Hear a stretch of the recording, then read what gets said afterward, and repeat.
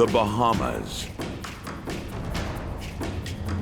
3,000 stunning islands, islets, and cays, scattered in the clear waters of the Atlantic Ocean and the Caribbean Sea. From deep and mysterious blue holes to towering pine forests, it is one of North America's last great wildlands. There's no place like the Bahamas in the world. A hidden network of underground caverns. Andros is one massive labyrinth of cave systems. It is totally unexplored. A place where wild ocean waves collide with calm, shallow seas. A lush oasis, rich with wildlife. The Bahamas has such a variety of ecosystems and species that you don't find anywhere else. The Bahamas are one of the world's most spectacular island wonders.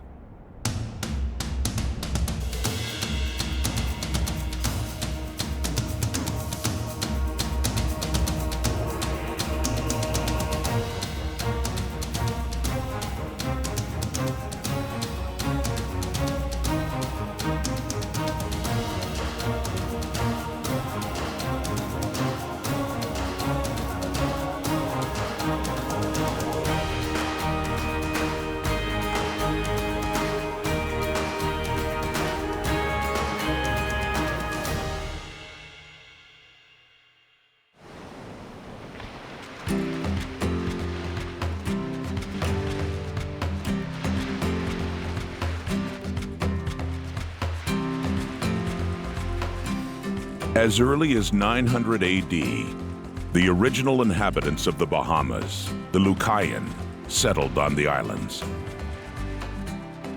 They were the first people of the Americas to encounter Christopher Columbus in 1492. The Bahamas are believed to be the site of Columbus's first landfall in the New World. He was fascinated by the shallow waters that surround the archipelago and called the region Baja Mar, Spanish for shallow sea. For centuries, the Bahamas were visited by settlers, traders, and even pirates. To this day, there are stories of treasure hidden in the islands. Today's visitors come to stroll along beautiful sand beaches and swim in some of the clearest waters on the planet, along the world's third largest barrier reef. We typically think of the Bahamas and we just think about the beach. And granted, we have some of the most phenomenal beaches in the world, but we're more than beaches. The Bahamas' 700 islands are spread across more than 160,000 kilometers of the Atlantic Ocean's deep blue waters. About 200 kilometers from Florida's southeast coast. It is a land of boundless white sand beaches, emerald seas, and rugged limestone layers, eroded by time and the savage waves of the Atlantic. You have caves, you have blue holes, you have reefs, and you have this experience in 700 different islands. It is a landscape carved from limestone. The archipelago sits atop 3 giant limestone platforms that rise abruptly from the deep. They were once the bottom of a shallow sea. Sediments collected on the ancient seabed over millions of years. Debris from corals, shellfish, algae, and other marine life produced a vast amount of calcium carbonate, which is the key ingredient of limestone. These massive limestone platforms, submerged in the Atlantic, create the foundation of the Bahama Banks. When sea levels were much lower, more than 50 meters of rock were exposed to the elements. Now, on average, only 2 meters poke above the waves. The Bahamian Islands are like the tips of an iceberg. Less than 40% of the total land mass peeks out of the turquoise waters. 100,000 square kilometers of the banks lie hidden below. The largest of the platforms, the Great Bahama Bank, rises more than 4,000 meters from the deep sea floor. At the surface, the waters covering the Bahama Banks are extremely shallow.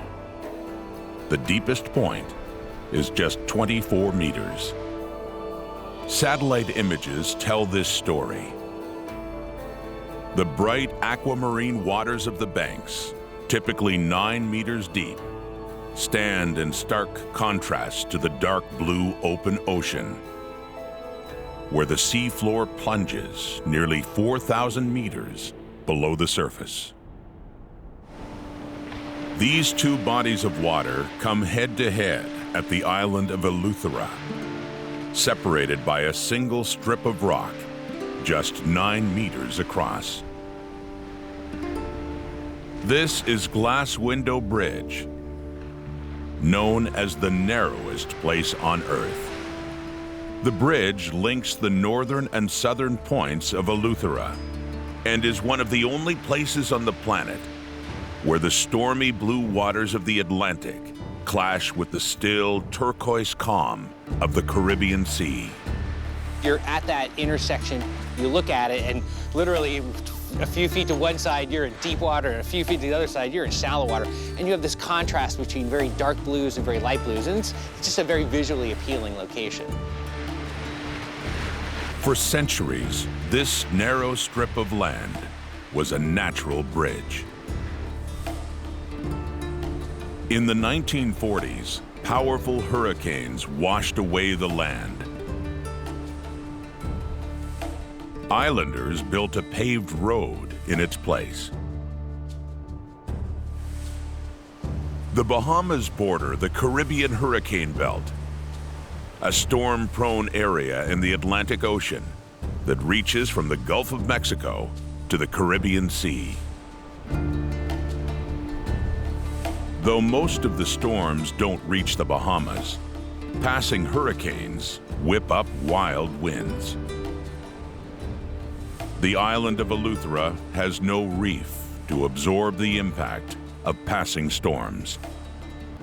High and powerful waves that pound the bridge have washed vehicles and people out into the ocean.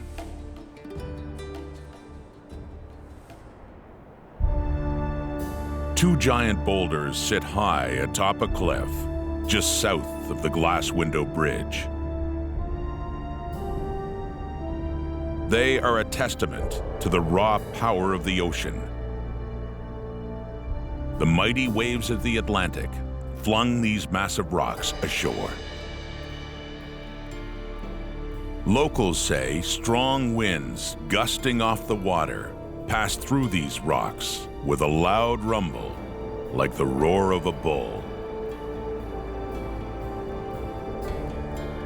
earning these boulders their names: the cow and the bull.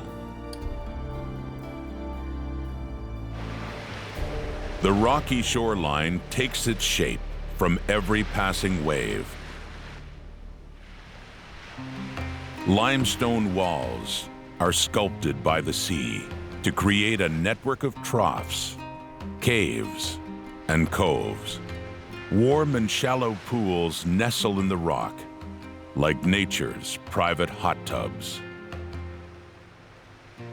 This is Queen's Bath, a series of emerald tidal pools burrowed in the rugged coast and ringed by battered limestone walls. Heated by the sun, refreshed by ocean spray. These soothing pools offer a cool respite. Waves whip against the jagged rock face and seep through the pores, slowly widening each crack and ridge. Over the course of years, this erosion is continuing. As you can see, the seawater is smashing into the rocks. And you can see we call it honeycomb. It's caused by seawater actually crashing into the rock platform and eroding it slowly. Eventually, these small openings connect and larger hollows form. Water, swept in by ocean waves, collects in these natural basins, creating the magnificent tidal pools of Queen's Bath. Along the rugged shoreline, small caverns called notches hide beneath limestone overhangs, worn away by the beating waves of the Atlantic. These crevices are an ideal habitat for marine creatures, offering protection from waves and predators. Mollusks burrow several centimeters deep inside the rock, creating small, deep holes along the shoreline. A process geologists call bioerosion. Eventually, the entire rock surface is pitted with holes. For thousands of years, these wild waves have chiseled the sea caves of the Bahamas, with some help from burrowing marine creatures. The slender island of Eleuthera stretches more than 170 kilometers long. Its caverns and sea caves reveal the turbulent history of the settlers of the Bahamas. The mid-17th century was a period of religious strife in England and in continental Europe. The Puritans were English Protestants who wanted to purify the Church of England from Roman Catholic practice. They sought a place where they could practice their faith free from persecution. But they were forced out of the British colony of Bermuda for refusing to swear allegiance to the crown. A group of 70 Puritans then set out for the Bahamas.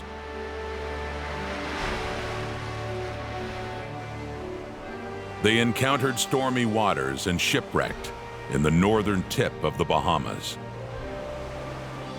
With food and supplies lost at sea, the Puritans sought shelter on an island. They called it Eleuthera, derived from the Greek, meaning freedom. The group, known today as the Eleutheran Adventurers, walked inland and found their new home and their new place of worship. They called it Preacher's Cave. Ringed by lush green forest, the grand entrance to the cave stands 15 meters tall and once faced punishing ocean waves that formed this grotto. When sea levels were much higher, Preacher's Cave was just a notch along a rocky shoreline. The ocean eroded weaker sections of the cliff to create the cave. As pressure from waves built up inside, a blowhole formed in the roof of the cavern to release the surging water through a jet spray. Today, the tropic sun beams through this skylight, illuminating the dark corners of Preacher's Cave, one of the most important historical sites in the Bahamas. Preacher's Cave saw 100 years of religious service. It is believed the Eleutheran Adventurers held a yearly service to commemorate the day God led them to the safety of Preacher's Cave on Eleuthera. an island they called the Promised Land. Long before the arrival of the Puritans, the original inhabitants of the Bahamas, the Lucayan, believed that caves were sacred places. They saw the many caverns of the island as gateways between life on Earth and the spirit world. The Lucayan buried their dead in these caves to ensure safe passage to the afterlife. To this day, centuries-old remains of the Lucayan are found in the remote caverns of the Bahamas.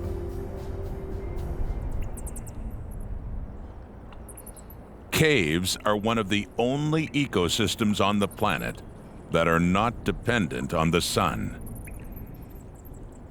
Without sunlight, there are no plants inside the cave, and the food chain hinges on a surprising source: a continuous supply of guano, bat droppings.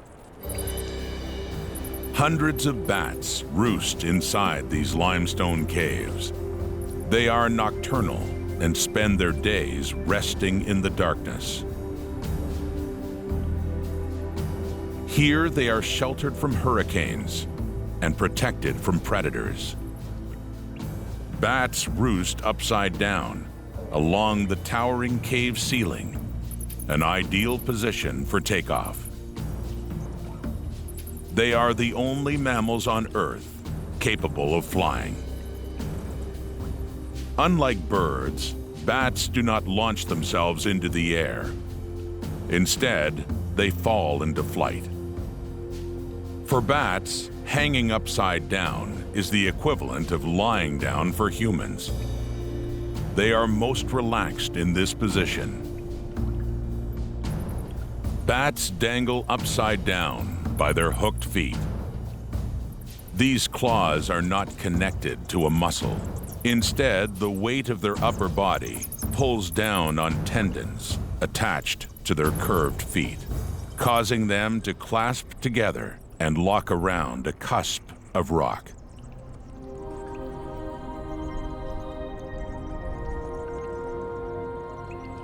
There are more than 1,000 bat species in the world, making up almost 25% of all mammals on the planet.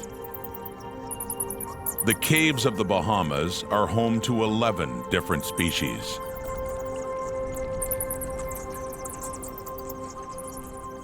These male buffy flower bats have collected for an extravagant and rarely seen display of rapid shaking and vigorous wing beating designed to attract females.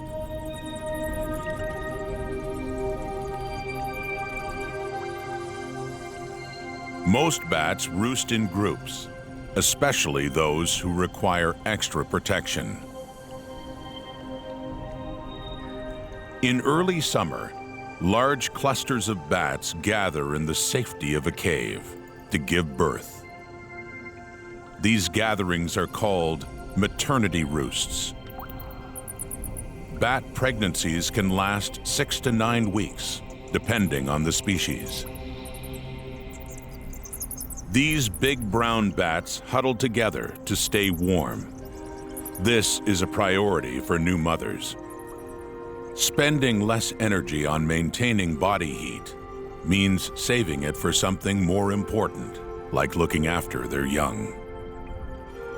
Most bats give birth to just one baby, called a pup, each year. A mother keeps her young one close. Born blind and with no fur, the pup is completely dependent on its mother, suckling on milk for nourishment for at least 4 weeks, until it is old enough to leave the roost and fly in search of food. The bats of the Bahamas feed mostly on insects, fruits, and small vertebrates and fish. These nocturnal creatures can find their prey in complete darkness, using echolocation, a series of high-pitched sounds that reverberate off the surrounding walls and objects. Bats send 10 to 20 of these sounds each second. The speeds at which the echoes travel back determine how far away surrounding objects are, including prey. Bats can eat as many as 1,200 mosquitoes in just 1 hour. Overnight, they devour their entire body weight in insects. Bats digest food very quickly, producing large volumes of guano that can pile up several feet high.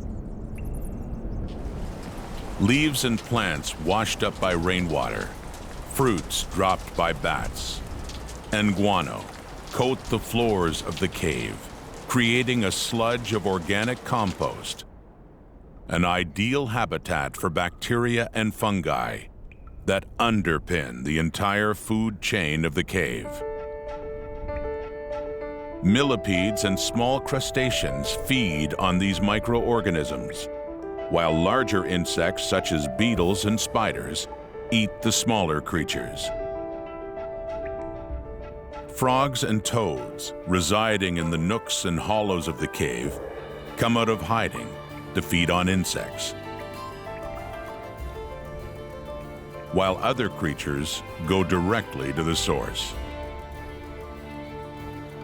A Caribbean hermit crab slowly makes its way down to the cave floor to feast on bat guano. The crab carefully climbs down the branch, using its left claw for balance.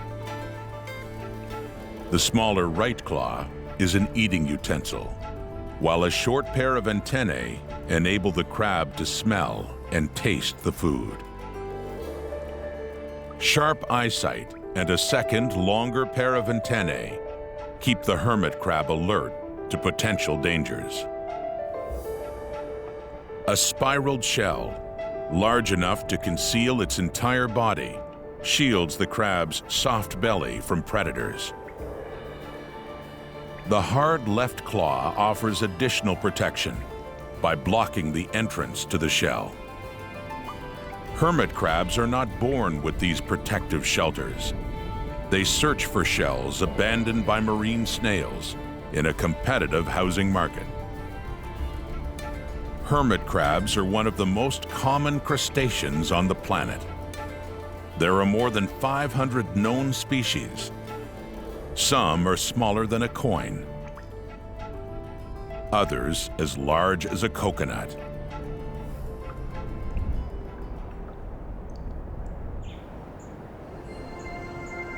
Tucked away at the base of a rugged cliff, a small opening, overgrown with vines, leads inside a cave, believed to have been the hideout of one of the Caribbean's most powerful pirates. This is Morgan's Cave. According to local folklore, this cave was once home to Henry Morgan, an infamous 17th century pirate. Morgan's Cave was his home, where they said he hid his treasure there. Henry Morgan was actually a privateer that resided in the Bahamas. He was hired by the British government to protect the islands and also to seize any Spanish galleon ship headed back to Spain to carry gold. So he put one of his headquarters in Andros. And this was because at Morgan's Bluff, you were able to see the ships going past. So most of the Spanish ship, what they would do, they would cut across the Bahamas and head into the Atlantic. So Morgan was able to scout out there with his guys and attack when he needed to. This is Morgan's Bluff, a rugged cliff line boldly facing the wild waves of the Atlantic. Beaten by seawater and weathered by erosion, the bluff is pitted with holes and bound by jagged ridges. It is the highest point on Andros, the largest island of the Bahamian archipelago. Andros has a world of wildlife for you to explore.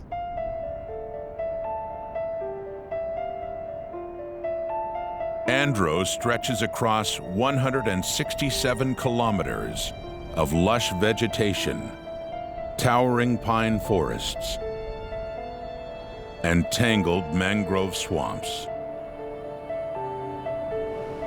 Its landmass is larger than all of the other Bahamian islands combined. The shallow waters of the Great Bahama Bank stretch along the western side. Along the eastern shore lies a 2,000-meter abyss called the Tongue of the Ocean. This marine trench separates the islands of Andros and New Providence. It is lined by the world's third largest barrier reef. Deep below the surface of the island lies one of the Earth's final frontiers, the dark and mysterious caves known as blue holes. Andros is home to more than 200 blue holes, the highest concentration in the Western Hemisphere. Andros is one massive labyrinth of cave systems, and these blue holes are just portholes to this cave system. Like the rest of the Bahamas, the limestone landscape of Andros has been eroded by water. More than 300,000 years ago, during the last ice age, sea levels dropped by as much as 120 meters, leaving the islands unprotected from the elements. Rainwater eroded the limestone, forming hundreds of kilometers of underground caverns. Falling rain absorbs atmospheric carbon dioxide and forms a weak acid. With every drop, this acid eats away at limestone. While draining through the rock, acidic waters slowly widen pores and pry cracks open. You had these large pockets being developed over thousands of years, and finally you had the top of these holes that were being formed under the earth collapsing in. As sea levels rose, the caves filled up. These deep vertical caverns descend to depths of more than 300 meters. The ocean's salty waters settle at the bottom of blue holes, while freshwater collects on top. The deepest layer contains no oxygen at all. Geologists call this an anoxic environment. These underwater caves are one of the least explored places on Earth. Diving through the Bahamas' intricate labyrinth of caves is extremely dangerous, even for the most experienced diver. In some blue holes, divers swim through poisonous gas that causes dizziness, skin irritation, and in high concentrations, even death. More people have died cave diving than climbing Mount Everest. Down here, there is no air, no light. This is one of the harshest environments on the planet. Yet these waters teem with microorganisms that have adapted to the extreme conditions. Studying the life forms that thrive in this environment gives scientists a glimpse into the Earth's past, more than 3 billion years ago, when there was no oxygen on our planet. These studies also shed light on how life might possibly survive on distant, oxygen-free planets. The underwater caverns of the Bahamas are decorated with geological ornaments, hanging from the ceiling and sprouting from the ground. Millions of years ago, when these caves were dry, rainwater seeping through the cracks trickled down into the hollowed caverns.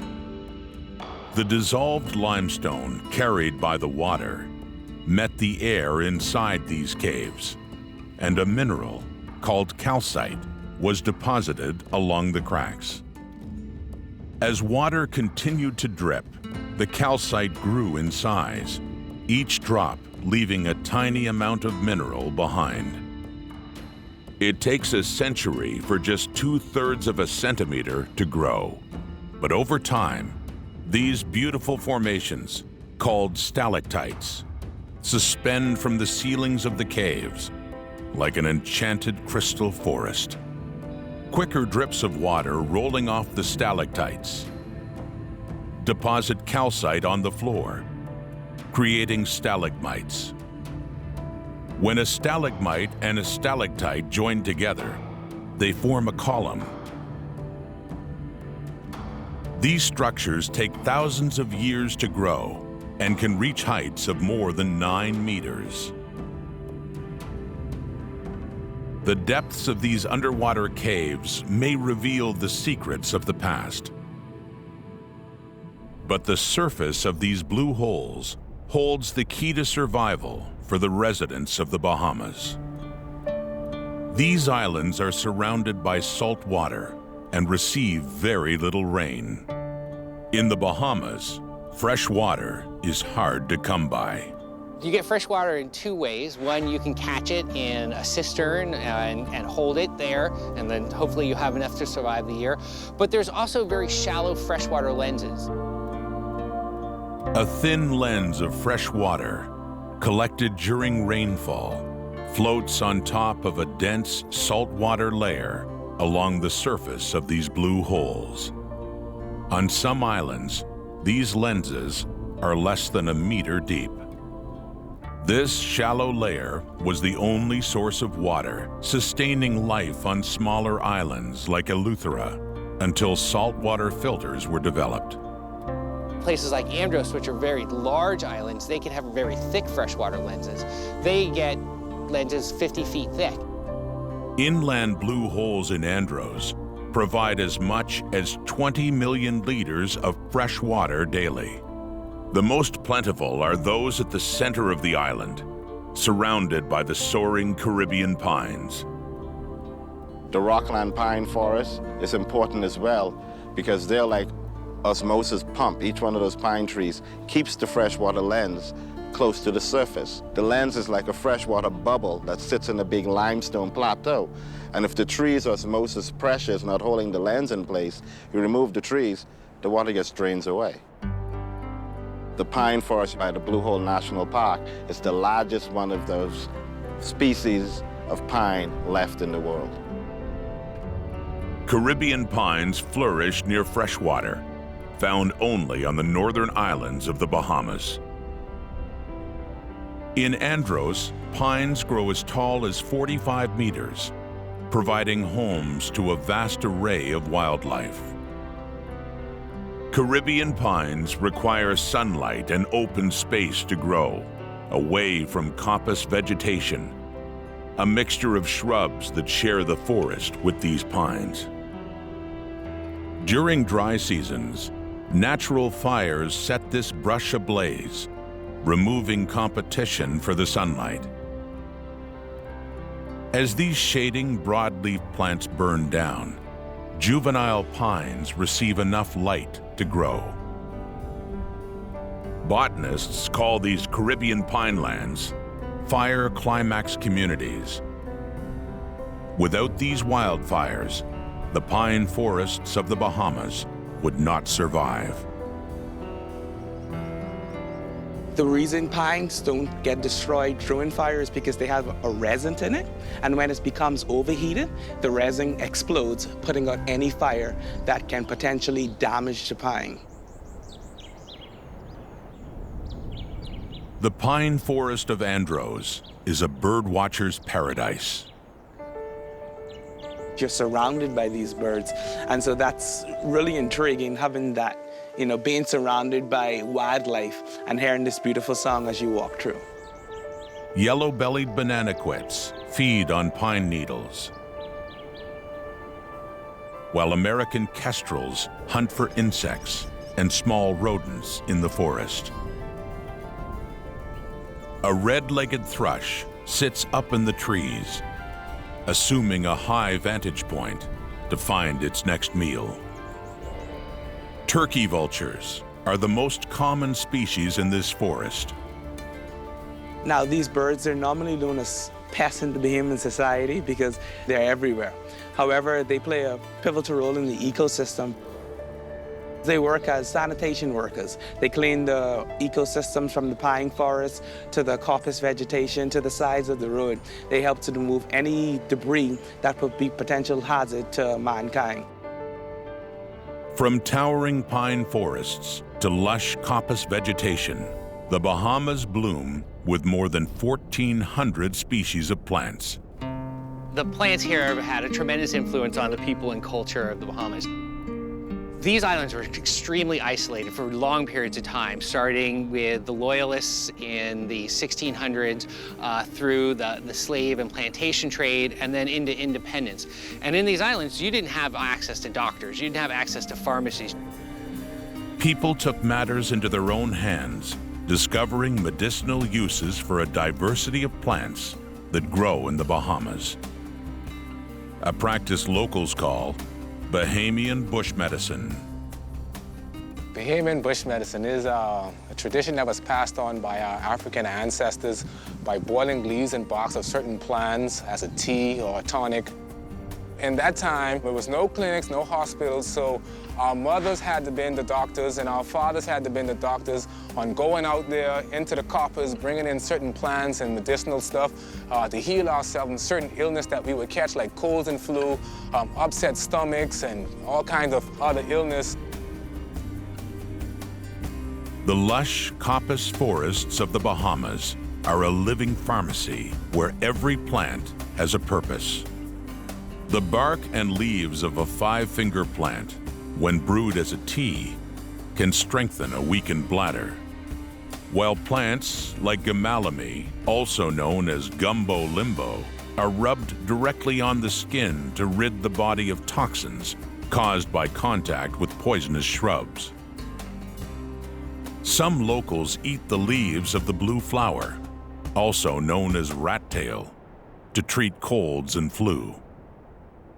Once you go to nature, all your questions kind of get answered. An amazing diversity of plant life carpets the forest floor, creating shaded habitat for the island's creatures. Roaming in the brush is the largest land crab population in the Bahamas. Only in Andros, we celebrate land crabs. They're part of our heritage. Androsians are known to the world and to the Bahamas as crab catchers, so it's a delicacy throughout the country. These land crabs can get as large as 30 centimeters from claw to claw. They grow by shedding their hard shell and absorbing water before growing a new, larger shell. Land crabs migrate from the forest toward the sea to release their eggs in coastal environments.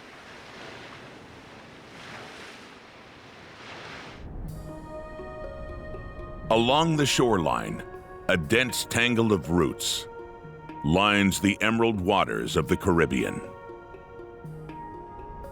These are mangroves. They act as a refuge for juvenile fish and a shield that defends the shoreline from tropical storms. These twisting swamps are vital to the ecology of the Bahamas. A Bahamas without mangroves would be a very different Bahamas. You'd lose so many species, and our coastline, which most of the Bahamas is coastal, would change dramatically. Mangroves are a buffer zone between land and water.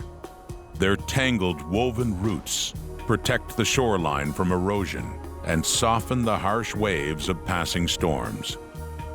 They have really funky root systems. Some people will call them the walking trees because they look like they have stilts.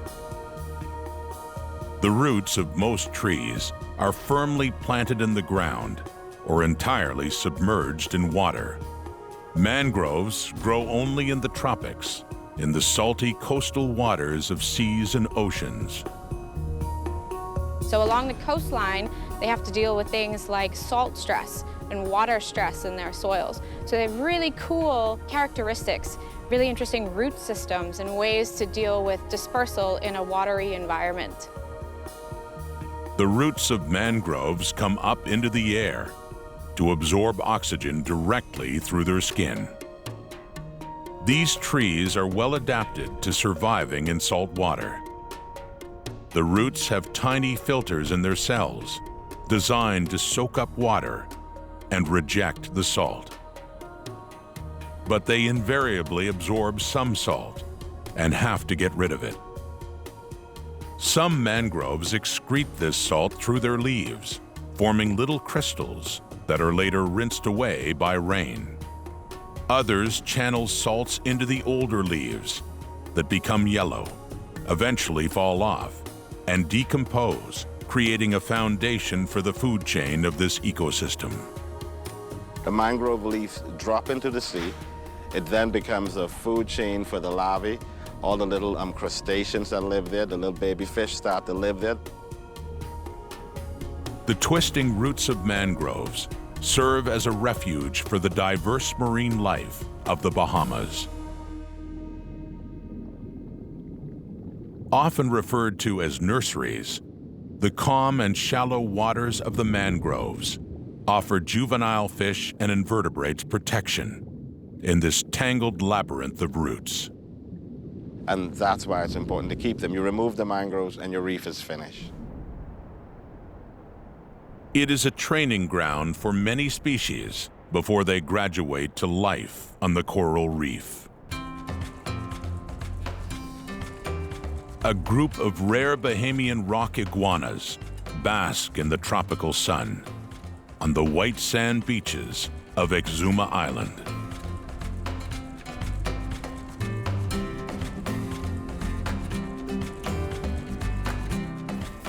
The way they move through the sand, the color of them, they're just magical creatures. A serrated ridge that runs along their spine helps release excess heat and makes the iguana appear larger during disputes over territory. These rock iguanas can grow as long as 2 meters. Mating season begins in the spring. Females produce 2 to 9 eggs each year. They use termite mounds or dig their nests in the sand to incubate the eggs, a process that takes about 90 days. Defensive mothers guard the burrows until the eggs hatch. At the beginning of life, they eat small insects. However, as they grow older, they almost become vegetarians. Adult iguanas feed on the succulent leaves, fruits, and flowers of the coastal coppice forest to hydrate themselves in this dry Bahamian climate. They will climb trees to retrieve food or simply take a rest in the shade.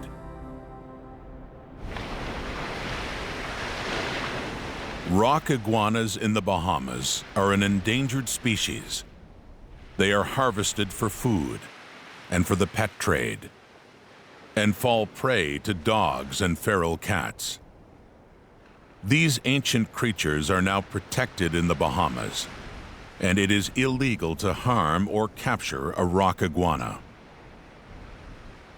As the day comes to a close, iguanas retreat into the cracks and ridges of the limestone that shapes these beautiful and diverse islands.